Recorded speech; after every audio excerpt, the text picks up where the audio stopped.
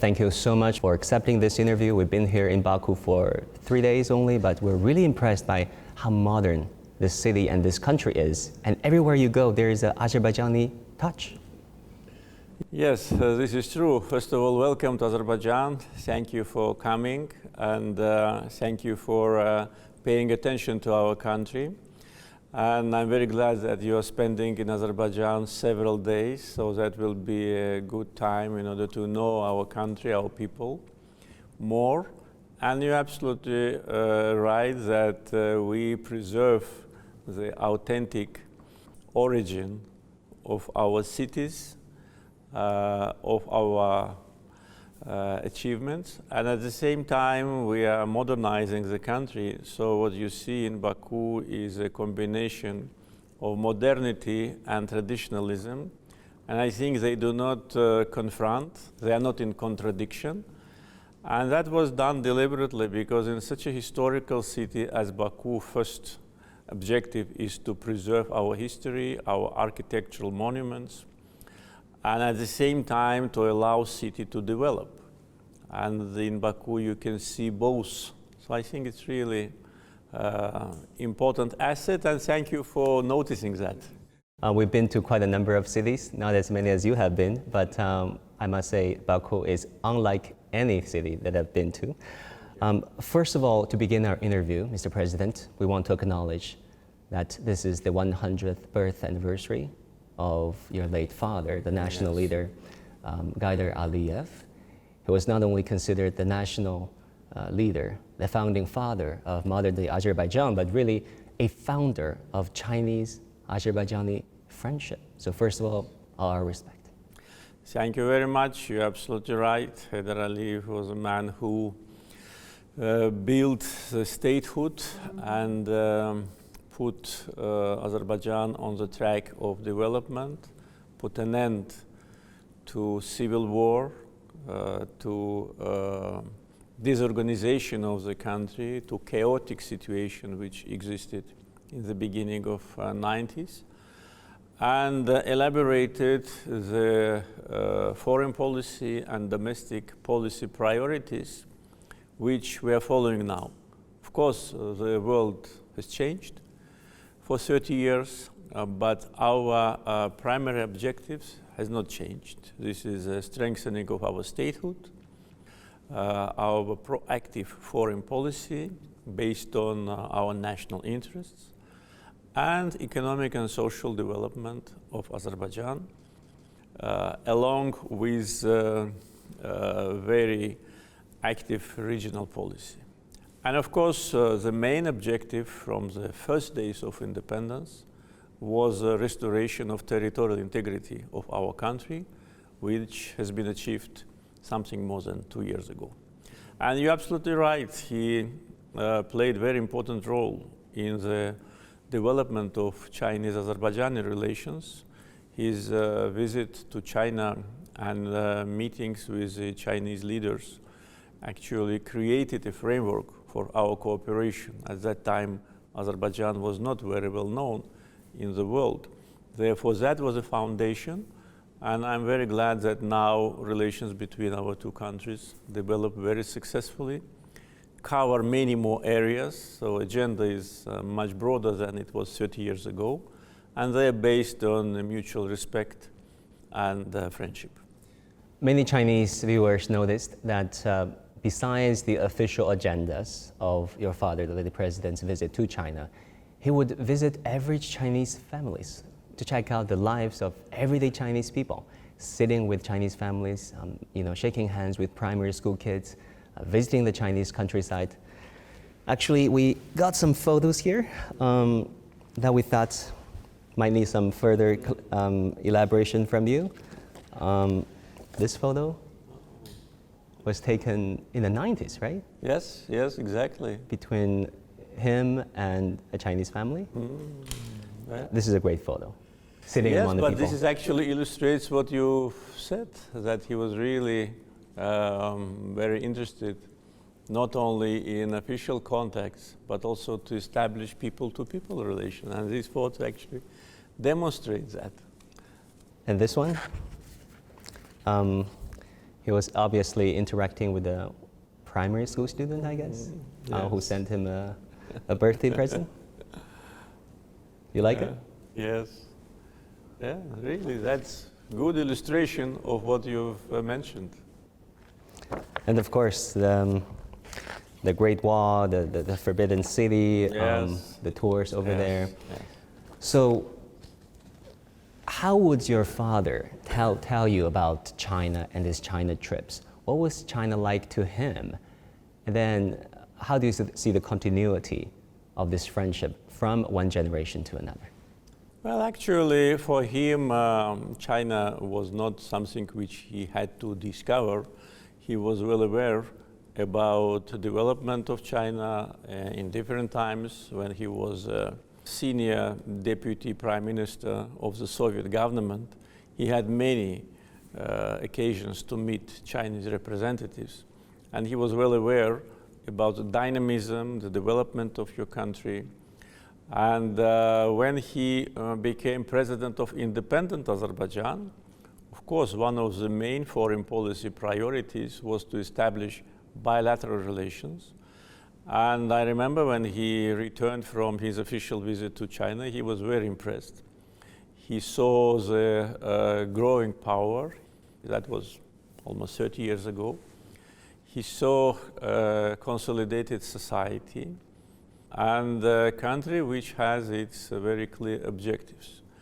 And meeting with ordinary people actually was part of his character. He did the same here, as you can imagine, in Azerbaijan, always trying to feel the pulse of society, to see how people live, what do they think, what are their problems, what their aspirations. And therefore, it was natural that he wanted also to have this feedback from ordinary Chinese people. So actually, the foundation of our bilateral relations were laid after that historical visit, and since that time, they have a very big potential for dynamic development. We see statues of your father in a lot of places here in Baku, and also a lot of streets were made in his name, memorials in his honor. I feel that there's something deeper than what everything appears. There's something deeper about the respect and affection from you to your father. What does your father mean to you personally? Well, as for every person, the parents, especially in the society like Azerbaijan, are always very dear to the children. And Azerbaijan society, based on traditional values of the families, and these traditions are very deep. And it is important that we now, after more than 30 years of independence, living in the global environment, manage to preserve these family values and respect to the elderly. And this is a foundation of our society. For me, as for any other Azerbaijani, the father is a very dear person, the person whom you want to look like, especially when you can be proud of your father. This is a big happiness for me because I was with him during the most difficult times for him personally and for Azerbaijani people, especially when Soviet army attacked Azerbaijan on the 20th January 1990. He raised his voice. He was actually almost the only one who raised his voice denouncing that bloody attack. And he really understood that that can cost him a lot. We were living in the Soviet country. It was still 2 years before the Soviet Union collapsed. No one could imagine that this may happen in January 1990. And there should have been a lot of courage and love to your people to publicly denounce the brutal, bloody attack on civilians, which cost the lives of more than 100 innocent people. and he was the one who left the Communist Party of Soviet Union as a result of anti-Azerbaijani position of the Soviet government. That was also very courageous step, because Soviet government and Soviet system was still very strong and very suppressive. And he had to take that into account. But for him, the matter of national interest of Azerbaijani people, national pride and justice were prevailing all his personal concerns. So that was a difficult time for him and for all of us, but our family was together. The same was when Azerbaijan was full of disturbance and disorientation and chaos during the civil war, when people of Azerbaijan only saw the salvation in him and invited him to come in the most difficult times. He was already 70, he was not a young man, and to come to lead Azerbaijan in 1993 was a really very courageous step, and once again demonstrated his love and commitment to Azerbaijani people. And when Azerbaijanis consider him as a founder of the modern Azerbaijan, they're absolutely right, and respect to him based on several layers. It's not just one factor, it's all his life. In the most difficult times, to lead the country, to find the best solution, to demonstrate wisdom and courage at the same time. This is a very rare quality for politicians, especially taking into account that Azerbaijan is not a big power. Azerbaijan was already occupied by Armenia, and we faced enormous economic difficulties. Inflation was more than 1,000%. There was a total unemployment and poverty. And army basically did not exist. So in these circumstances, to keep country together and to put it on the track of development and to come to where we are now, really, it's a big personality can achieve that. And our target, and mine personally, was to continue his policy, of course taking into account the changing world and changing Azerbaijan, to modernize the country, to strengthen our independence, so that never again we live under domination of others, to build strong economy, self-sufficient economy, and to provide better conditions for people to live. So when we talk about modern Azerbaijan, not only when we celebrate his 100th anniversary, but in general, we all should understand that the foundation was laid by him, and if not for his leadership in the difficult times of 90s, today's Azerbaijan would have been absolutely different, and it's even very dangerous and scary to imagine what kind of problems we may have had. I think it would be fair to say that Azerbaijan has come a long way, carving out its unique path politically, economically, and socially, and in terms of playing this delicate role in the evolving geopolitical landscape of the world. I want to shift gears a little bit and talk about China-Azerbaijan relations.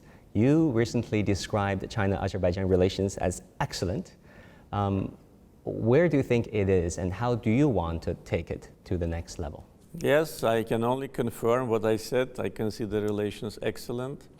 And this analysis, this word, also covers a very broad agenda of bilateral relations and very clear prospects for future cooperation. I think what has been achieved in bilateral relations between us was only the beginning of the very long journey, I hope journey of strategic cooperation. Because today, when we look at the political map of the region and also on map of transportation routes, we see how our countries are closely aligned with each other. For instance, if we take basic issues on global international agenda, our positions coincide. They coincide on issues related to sovereignty, independence, territorial integrity, non-interference into affairs of other countries.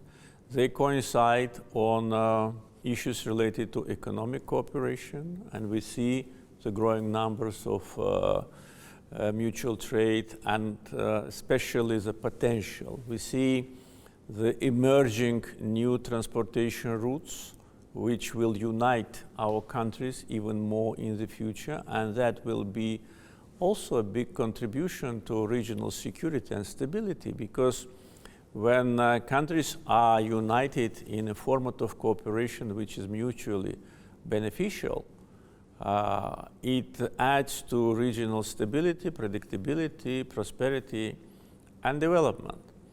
So with respect to foreign policy priorities and agenda, I see a lot of similarity between the policies of China and Azerbaijan, as well as in any other direction. And relatively recently, our relations have been intensified even more. And of course, my meetings with President Xi Jinping play an important role in elaboration of the direction, and they put very clear targets for development. But at the same time, communications on the lower level, on the level of governmental officials, level of parliamentarians and representatives of society, and also relations between our parties. Also, this creates a very special format of cooperation. Therefore, when I say that, I think that it's only the beginning of a long journey.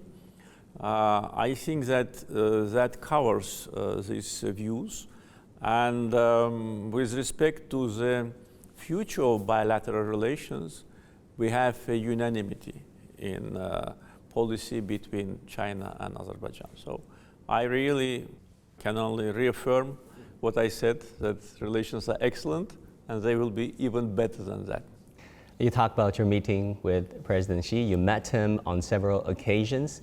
What do you think of him as a leader? What kind of person does he strike you as?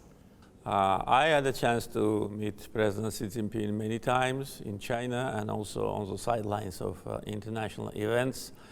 And I have great respect to him, and I always was impressed with his vision, his intelligence, openness, and being deeply aware about bilateral relations between us. Because China, as a global power, has a very broad foreign policy agenda, much broader than one of Azerbaijan's, but at the same time being deeply aware about the substance of our cooperation, about prospects of our cooperation, really demonstrate that President Xi is a very responsible person. And this resulted in the very successful foreign policy. And you know that year after year, the number of friends of China in the world is growing. And this is due to this wise policy. And we can only, applaud to what he is doing in development of his country, in providing assistance to those who need this assistance. And this, I think, is one of the unique cases on global arena, especially now, when you just help countries which need help and which cannot get assistance on time and from other sources. I can give you one example about Azerbaijan. When COVID started, we were in a big trouble because we did not have vaccines. And the only country which helped us with vaccines was China. I wrote a letter to President Xi asking to help, and immediately there was a response. we got the first portion of 1 million doses, and we started vaccination in the middle of January, so one of the first in the world. And that was because his policy to help, and how can we forget that? But at the same time, I can tell you that, probably you know, that there have been countries in the West which stockpiled 5 times more vaccines than they needed. And they left countries who could not produce and could not get access just without vaccination. So they just were, demonstrating this vaccine nationalism. And also I can tell you that Azerbaijan was one of the countries which publicly struggled against vaccine nationalism as a chair of non-aligned movement. So what I'm trying to say is that this is an example which demonstrates the Chinese policy towards Azerbaijan, and I'm sure the same policies towards every country which needs help at the time when it is needed.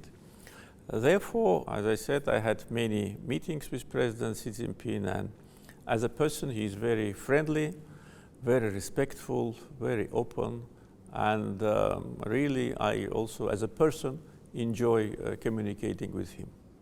Talking about connectivity and infrastructure projects, cooperation, actually, Azerbaijan holds a record. It has the shortest implementation time, one of the shortest implementation time among all the countries for Belt and Road infrastructure projects. Only 307 days. We're talking about huge infrastructure projects here. How did Azerbaijan do it? How do you look at the merits of the Belt and Road Initiative? One of the targets for our development was to transform Azerbaijan into one of the regional centers for connectivity. Because if you look at the map, you'll see the geographical advantages of Azerbaijan, which is situated just on routes from north to south and east to west and backwards.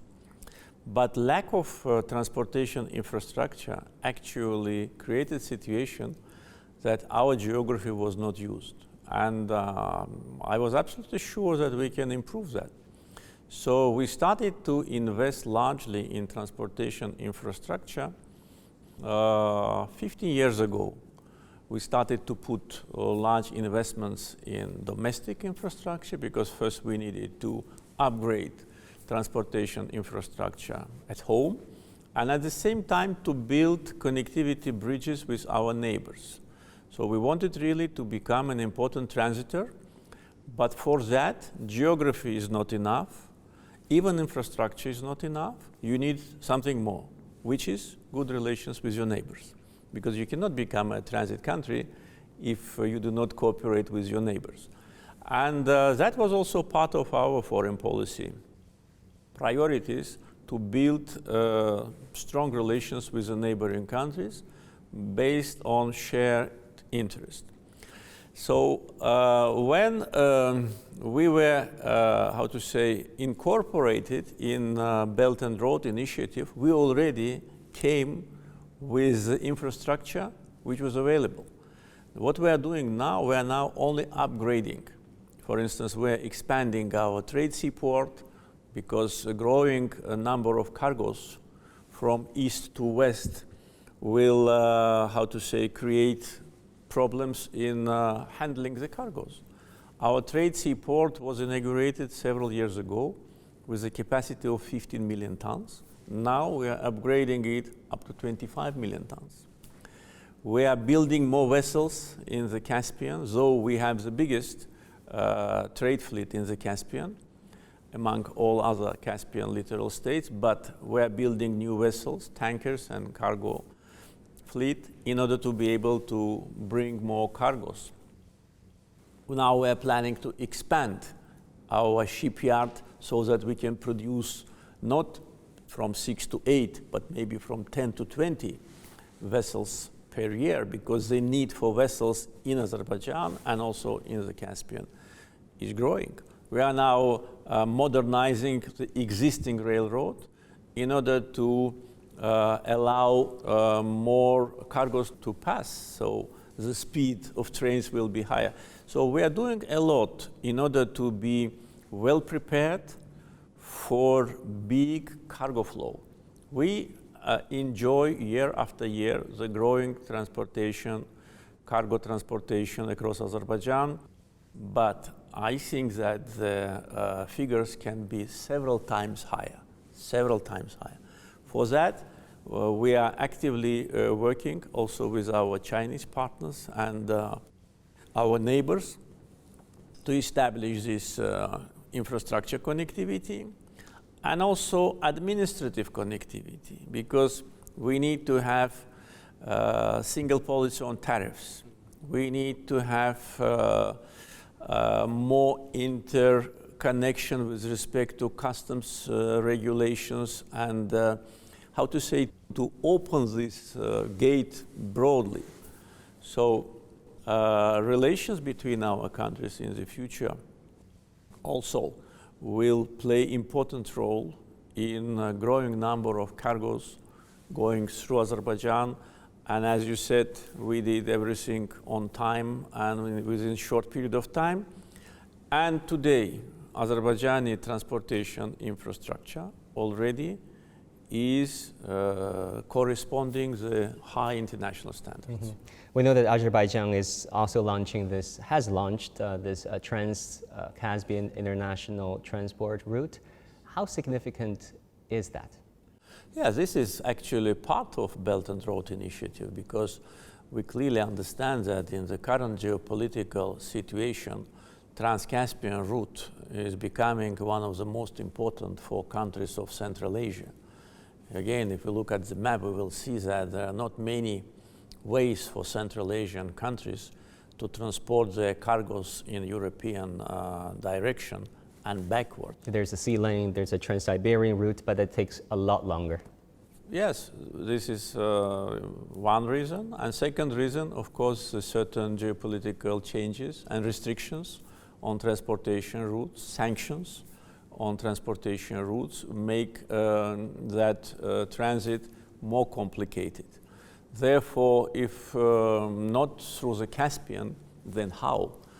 And the countries of Central Asia, they are developing, they are producing more goods for export, and they're also buying more.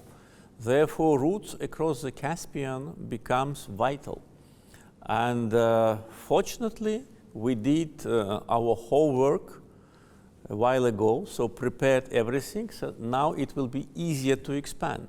And the expansion and investments in expansion of transportation infrastructure will be based on the figures of assumed cargo transportation.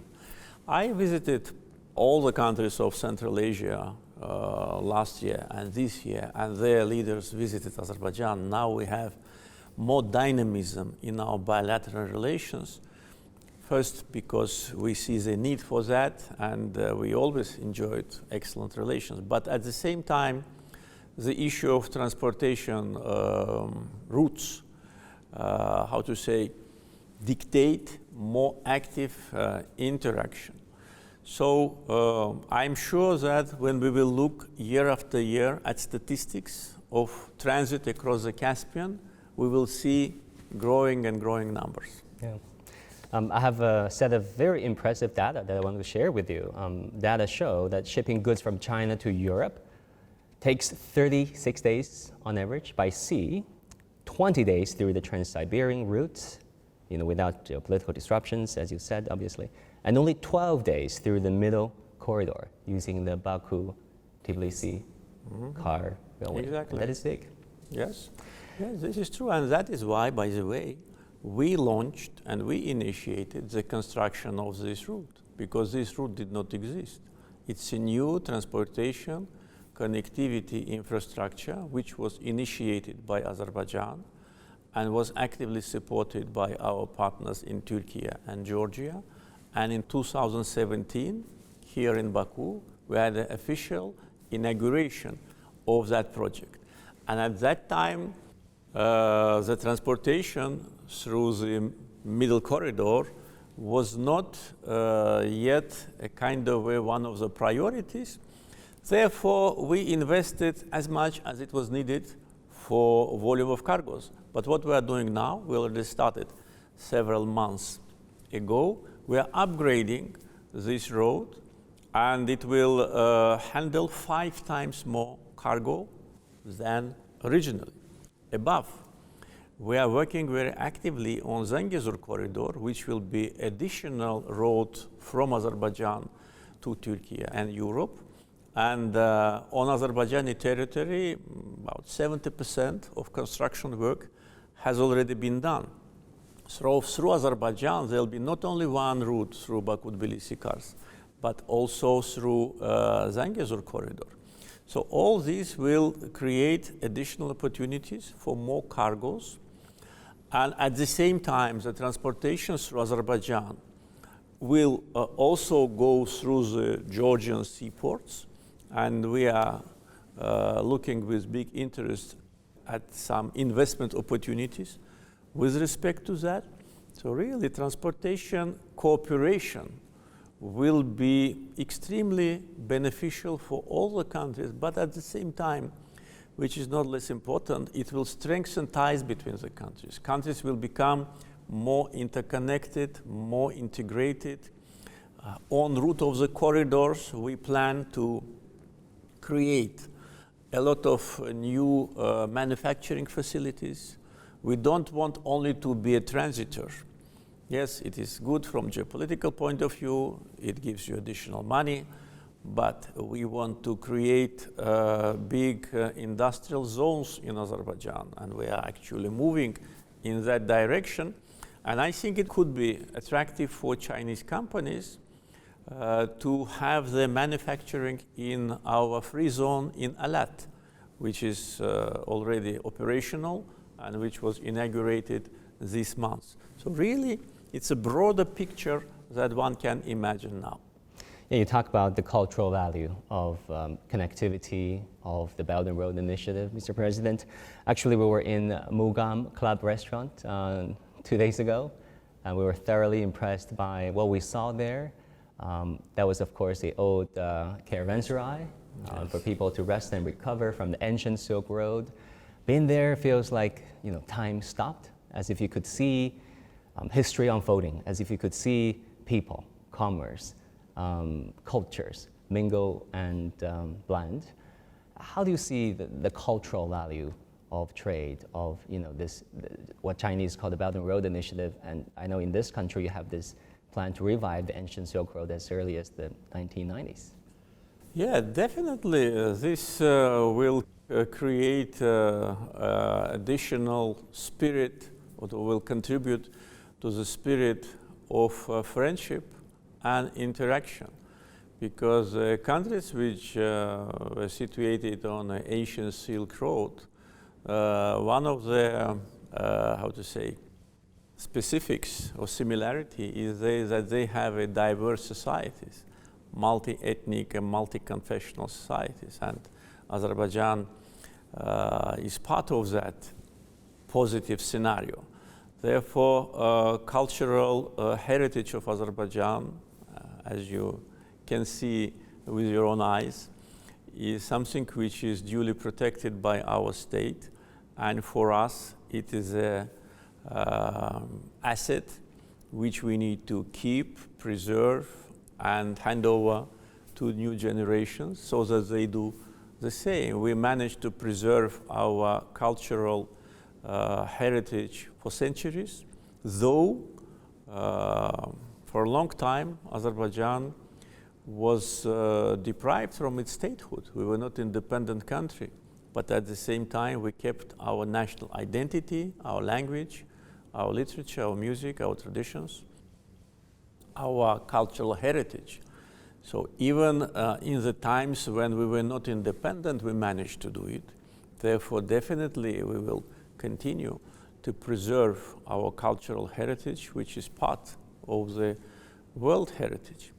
And at the same time, more connectivity projects with partners will lead to more visits, more tourists, more trade, more interaction, and that will only make richer our culture and our society. So we look at this from this point of view, and we are very fortunate that Azerbaijan, throughout the centuries, and especially during the times of independence, really demonstrates high standards of ethnic and religious tolerance, coexistence.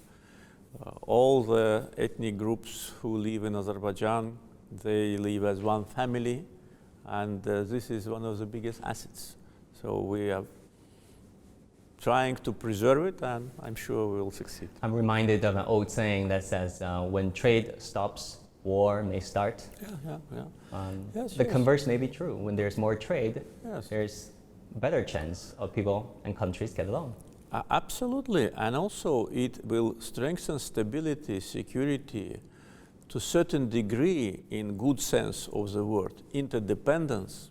So there'll be a lot of benefits for people, for countries, and in these circumstances, of course, it will be stable.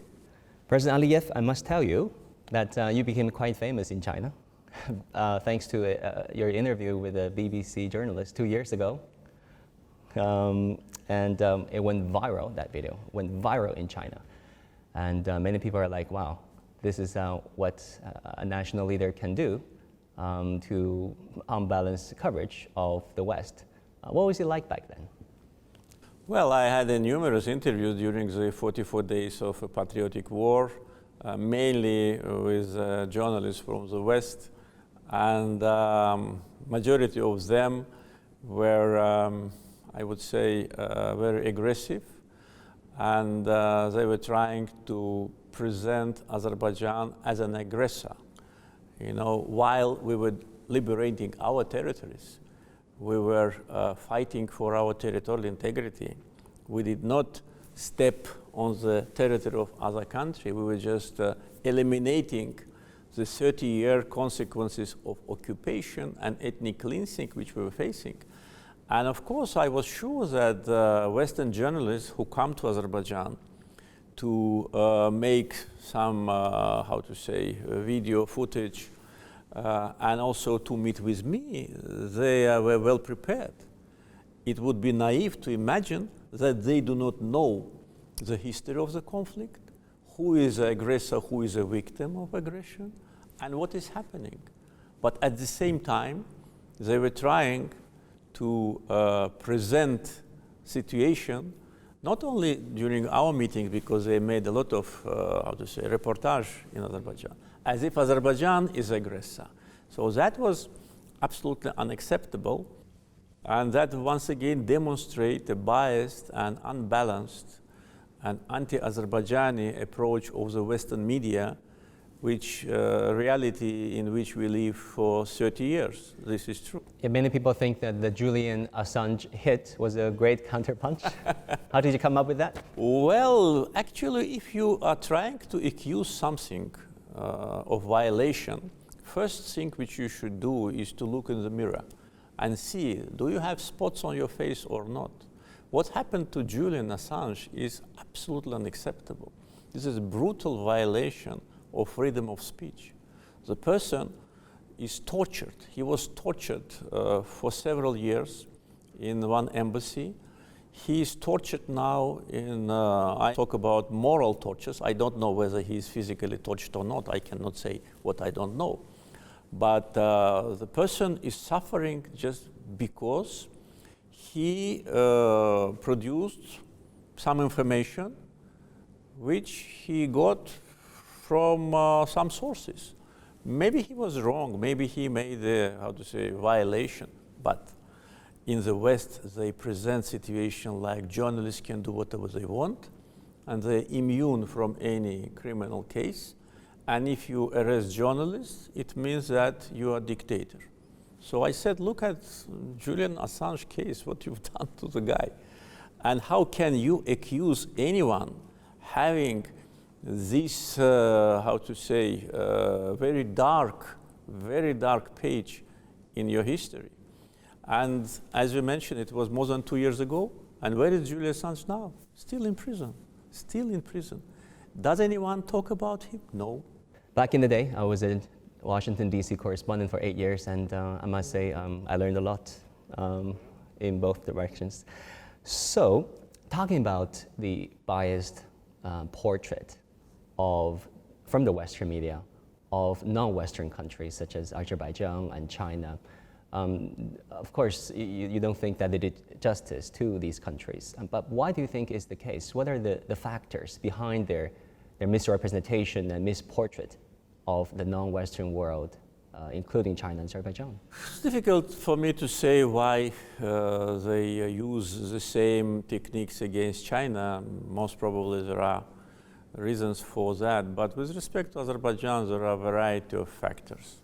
One of them is, which is not the main one, but one of them is that Armenian lobby, which has a big infrastructure in the United States, in France, in some other Western countries, they are attacking Azerbaijan on a regular basis. They corrupt politicians. They penetrate into establishment, in parliaments, in media, in governmental offices, and they target all the arrows at Azerbaijan, and they're creating a kind of atmosphere of Azerbaijanophobia. But this is not the only reason and the main reason. The main reason, I think, is that Azerbaijan pursues independent policy based on its national interest. Azerbaijan, unlike some countries, do not engage in any adventure which is not in line with our priorities and our national interests. In other words, we behave independently and our policy is independent. We will defend our identity and our dignity with all the means which we have. So I think this is a basic reason why Azerbaijan continues to be a target for media attacks, attacks from so-called independent NGOs. We all know that they're not independent. Who can say that human rights, Amnesty International, Freedom House are independent? Look from whom they get the money, who orders the music, and then you will see they're totally dependent. The Carnegie Endowment for International Peace Exactly. and the like. Yeah, exactly. They're totally dependent, and they cannot afford even one step right and left which is not agreed with their bosses. But you know, we managed to live in this environment. For me, the most important is not what Western media write about Azerbaijan, but what people of Azerbaijan think about the policy of our government. And as you can, you know, see, and if you talk to the people, you will see what they think about our government, whether we are right thing or not. And the consolidation of our society and you know, strong support, strong public support is not only, of course, mainly generated by our policy and also liberation of the former occupied territory, but also it is a reaction to anti-Azerbaijani propaganda. And if somebody in the West think that by insulting the government officials, by spreading slander and rumors, they can influence public opinion of Azerbaijan, maybe they're right, but their influence is not in the direction they would like to see. On the contrary, society consolidates even more because we see that this is unjust. We've been occupied for 30 years and there was no denouncement of Armenian occupation. And now there's only this mentioning of quote-unquote peaceful settlement. Exactly, only peaceful settlement, not mentioning of which is the jargon of double standards. Exactly. These are double standards, and our society very well understands that. And also, it's important once again to see it's not only interview of some journalists, but the governments. Now we are facing very, how to say, unjustified attacks from French government. Can you imagine? France became the biggest advocate for Armenia, and okay, it's their business, but they became the biggest anti-Azerbaijani source in Europe. They attack us on every direction, and their foreign policy statements and statements of officials are beyond any political ethics. So they're accusing us of what we hasn't done during the war and did not apologize for that. And they accuse us now of what we're doing on our territory. And look who is doing that. The country which bans Corsican language, which suppresses brutally self-determination movement in Corsica, they advocate for self-determination of Armenians in Karabakh. How can that happen? During the war, when the political aggression was beyond any borders, I said that if they want to have Nagorno-Karabakh Republic somewhere, they can have it on their own territory. For instance, around the city of Marseille, where there are so many Armenians, let them announce Nagorno-Karabakh Republic there, and we will recognize it. And the country which still continues its colonial policy, look at the island of Mayotte, it's French colony, New Caledonia, French colony, and they talk about human rights. So this is a political hypocrisy.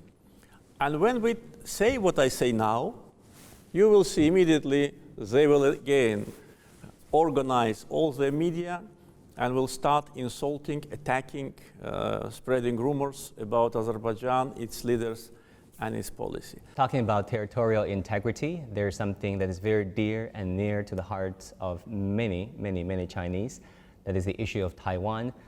There's this outside intervention on the issue of Taiwan.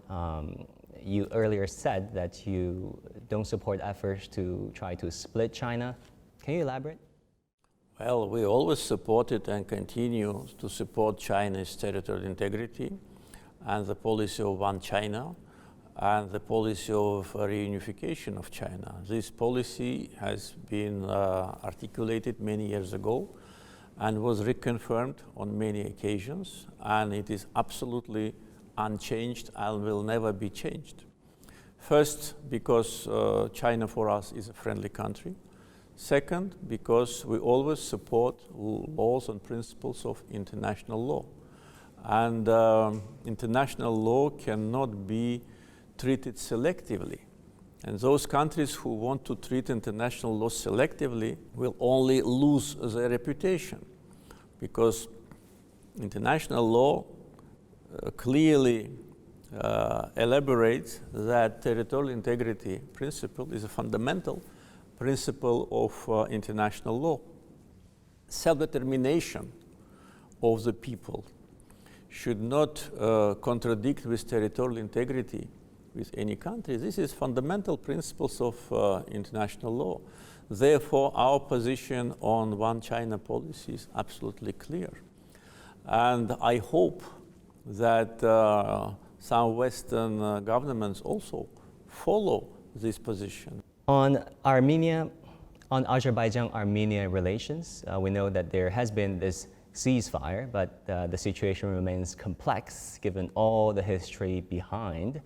So, Mr. President, what do you think of a peace agreement? When can we expect it? And if so, what would it look like, in your opinion? I think it can be achieved in the nearest future. Why I think so? Because Armenia already had to make a very important statement that they not only recognize territorial integrity of Azerbaijan, which they officially confirmed last October and reconfirmed many times, but also this May they specified, because we demanded to specify, that they recognize Karabakh as part of Azerbaijan.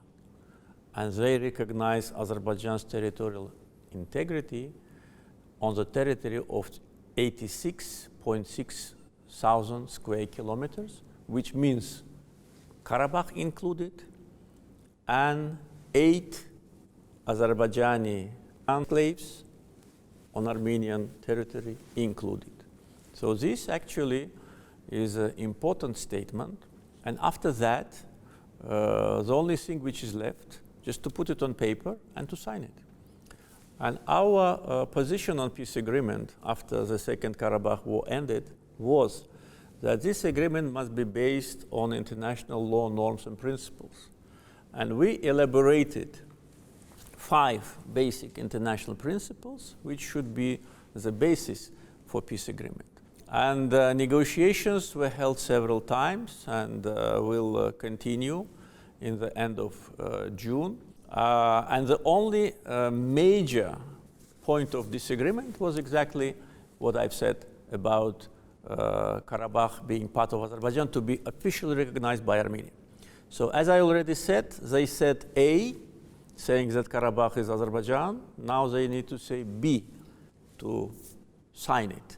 And after that, agreement can be achieved. And I think that if what they say, I mean what Armenians say, they really mean, if it is not again a political maneuver, if it is not again the, how to say, old story when they always try to delay the process, then we can reach the peace agreement and sign it by the end of the year. And that will really be important geopolitical factor that will put an end to long-lasting confrontation, will create real peace in the Caucasus, will lead to opening of all communications. And also I'd like to add that with respect to Armenian minority in Azerbaijan, and we already officially stated that their rights and their security will be duly protected by us based on Azerbaijani constitution. But Azerbaijan is a country which hosts tens of different ethnic groups, including Armenians, and we never had any problem based on religious or ethnic grounds. Therefore, Armenians who live in Karabakh region of Azerbaijan will have the same rights and security guarantees as any other Azerbaijani citizen. So I think this is completely in line with international law norms, and I think that this position of Azerbaijan is appreciated by international community. President Aliyev, let's talk about one of your favorite subjects, sports and fitness. Good. You posted a video of you doing pull-ups on your 60th birthday? Yes. 15 of them. I mean, wow. That was impressive. You could have done more, right? I used to do more. I showed it only for the first time. When I was younger, I never showed it because I thought for a young man to do many times is natural. Why I did it? Because I want our young generation to do the same. And I want to say that when you're 60, if you don't have bad habits, if you have regular sport exercises, you can do it. So that was my message to young generations, that if you think that when you're 60 you cannot do it, you are wrong. You can do it. Whether I could have done more or no, maybe yes, but that would not look very pleasant. Very wise. You also made no secret about your passion for weightlifting, even in front of your good friend, President Erdogan in Turkey. That was an easy part. A spontaneous moment, right? That was an easy part. That was just, yeah. And it was not a very heavy. It was not heavy. Well, you still did it. It was impressive that you were transforming your personal passion for sport into something bigger. I mean, look at Baku. It's a site of F1 in downtown city. And also Baku hosted the Euro 2020, the 2015 European Games, the first of its kind. Really talk to us about your passion for sport. Why sport? Well, first because I love sport. Second, because I did sport during my life with certain breaks, which unfortunately I just abandoned it, but then restarted. And when I was young and doing very active sport, and when I stopped and when I restarted, it was very easy for me to bring my shape back. Second, because sport is an important factor of life of society. In the times of occupation, sporting victories were a kind of a symbolic compensation in the conscience of our people for defeat in the First Karabakh War. So we demonstrated that we can win. And that became a very important factor of patriotism in Azerbaijan, because when your athletes win, when they raise a flag, when they anthem, yeah, you're full of emotions and you're full of pride. So that was an important factor of young generation to be patriotic, because I clearly understood that without that, we will not be able to win. And yes, we invested a lot in our defense capability, in training of our military servicemen. We did a lot in order to prepare ourselves for Second Karabakh War. But I can tell you now, after 2.5 years have passed, that the main factor of our victory was spirit.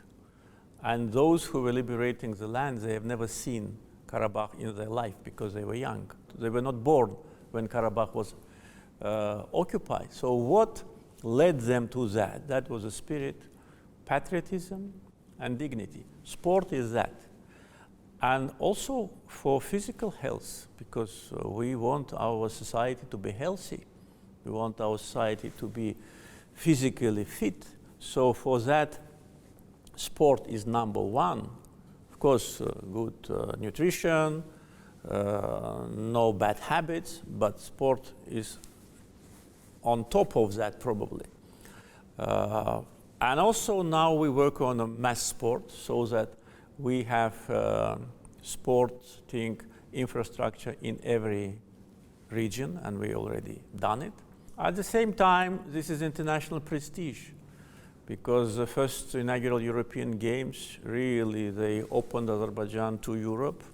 Formula One, we already held it for 7 times, especially taking into account that it takes place on the city roads.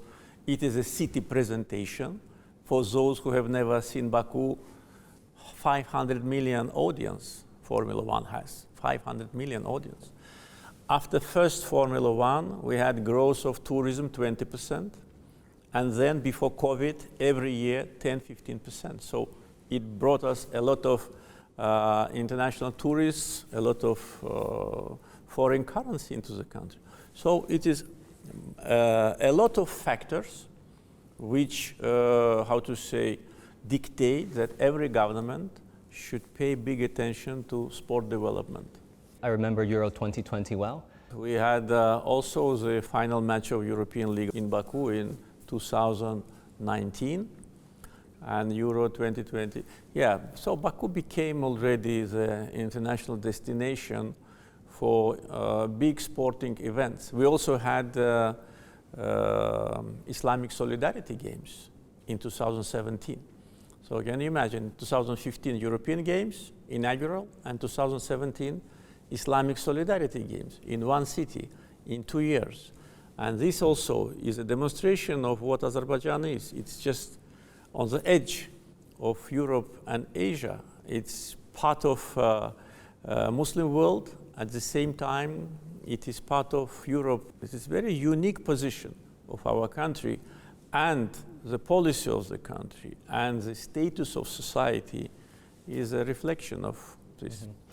President Aliyev, coming up are the Hangzhou Asian Games and also the World University Games, the Universiad in Chengdu, China. What do you want to say to the athletes, the participants? What are expectations for those games to be taking place in China?